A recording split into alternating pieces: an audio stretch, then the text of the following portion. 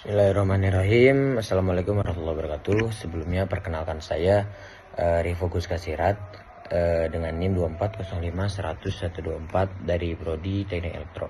Jadi di sini saya akan membahas sebuah tema yang dimana korupsi itu merusak bagi generasi muda dan juga merusak masa depan.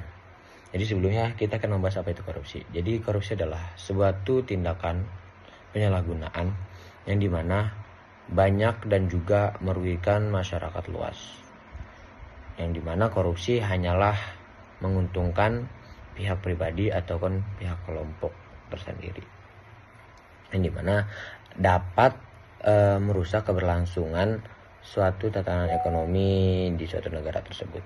Nah, salah satunya baik juga kejadian korupsi di suatu lapangan pekerjaan, mulai dari pejabat tinggi maupun pegawai biasa. Nah, dampak-dampak yang dialami dari korupsi tersebut sendiri adalah menghambatnya pembangunan. Suatu pembangunan harusnya dimaksimalkan dari fasilitas umum, pendidikan, lapangan pekerjaan, namun biayanya tersebut dikorupsi sehingga membuat pembangunan tersebut pendek atau menjadi lambat, yang dimana akan menyulitkan dari suatu pendidikan juga lapangan kerja, dan juga berkurangnya lapangan kerja tersendiri karena dana pembangunan yang diselewengkan dari sektor industri maupun ekonomi tidak tumbuh dengan maksimal, yang akibatnya lapangan kerja menjadi terbatas dan tingkat penurunannya meningkat, terutama di kalangan anak muda, dan juga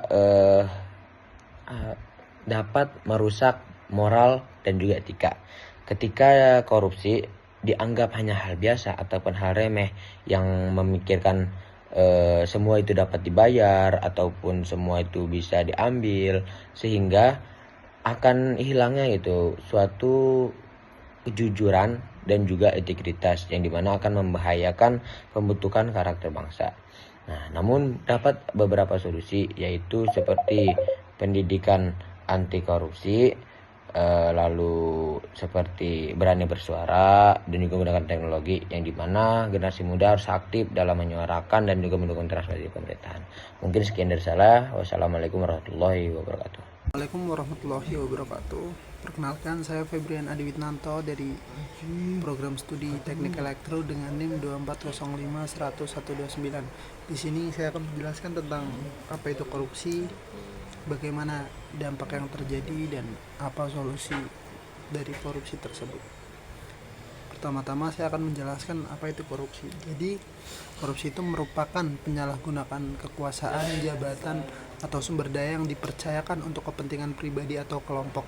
Praktik ini mencakup berbagai bentuk, yakni suap, penggelapan dana publik, nepotisme, maupun manipulasi data. Korupsi tidak hanya di sektor pemerintahan saja, tetapi juga merambah ke dunia bisnis dan masyarakat sipil. Akar masalah seringkali terkait dengan lemahnya sistem pengawasan, keserakahan individu atau budaya, dan jalan pintas yang telah mengakar. Dampak korupsi bersifat multidimensional dan merusak hampir semua aspek kehidupan. Secara ekonomis, korupsi menghambat pertumbuhan dengan mengalihkan dana publik ke proyek fiktif atau proyek bermarkup, sehingga infrastruktur seperti jalan, sekolah, dan rumah sakit sangat terpenggalai. Hal ini memperlebar kesenjangan sosial karena sumber daya hanya dinikmati oleh segelintir orang di bidang sosial. Dan di bidang sosial juga, korupsi menggerogoti kepercayaan masyarakat terhadap pemerintah. Contoh nyatanya adalah ketika warga harus menyuap petugas untuk mengurus KTP atau mendapatkan layanan kesehatan. Secara politik, korupsi memicu oligarki dan melemahkan demokrasi. Sementara di lingkungan hidup, praktik suap memungkinkan perusahaan mengabaikan aturan, menyebabkan kerusakan ekonomi seperti deforestasi atau polusi. Untuk memerangi korupsi diperlukan solusi komprehensif. Pertama, penegakan hukum harus diperkuat melalui undang-undang anti korupsi yang tegas dan lembaga independen seperti KPK di Indonesia yang bebas dari interferensi politik. Yang kedua, transparansi dan akuntabilitas perlu ditingkatkan dengan menambah akses informasi publik seperti anggaran, negara atau proyek pemerintah, serta melakukan audit rutin. Teknologi juga berperan penting, misalnya dengan memanfaatkan aplikasi pelaporan korupsi atau sistem blockchain untuk transaksi yang transparan. Di sisi budaya, pendidikan anti korupsi sejak dini dan promosi meritokrasi dalam rekrutmen jabatan publik dapat membangun integritas. Peran masyarakat sebagai pengawas bersama perlindungan bagi whistleblower juga krusial.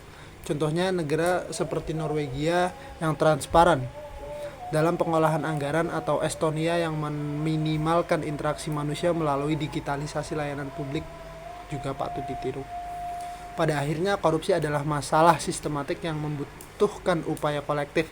Tanpa komitmen dari pemerintah, swasta, dan masyarakat, praktik korupsi akan terus menjadi penghambat kemajuan keadilan sosial. Pemberantasan korupsi bukan hanya tentang menghukum pelaku, tetapi juga membangun sistem yang mencegahnya berkembang, serta menciptakan budaya yang menjunjung tinggi integritas dalam setiap lapisan masyarakat.